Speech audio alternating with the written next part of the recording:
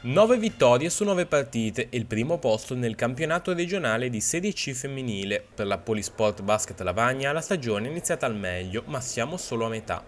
L'allenatore Davide Bernardello cerca di tenere alta l'attenzione delle sue atlete.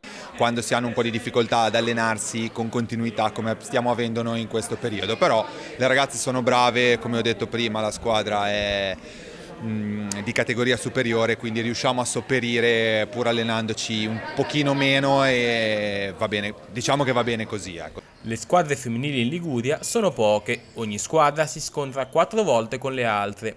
Al termine le prime due si giocano la promozione alla meglio delle 3 partite.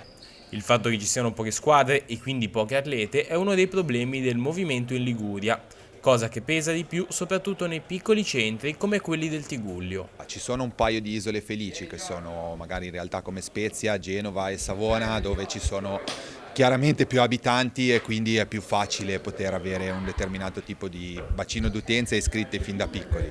Qua si deve pensare al Tigullio come se fosse un Genova, una provincia o una città grande, così forse si riuscirà a ricreare qualcosa, mettendoci insieme, cercando di trovare dei numeri adeguati. Domenica la Polisport gioca in casa dell'Ardita Juventus. Sulla carta sono favorite, ma la squadra genovese ha i mezzi per metterle in difficoltà. È stata insieme a Savona quella che ci ha messo in difficoltà in casa nostra, che abbiamo vinto di 3. Sono state brave le mie perché sono probabilmente più esperte, la situazione ha voluto anche un po' di fortuna, sai, alle volte.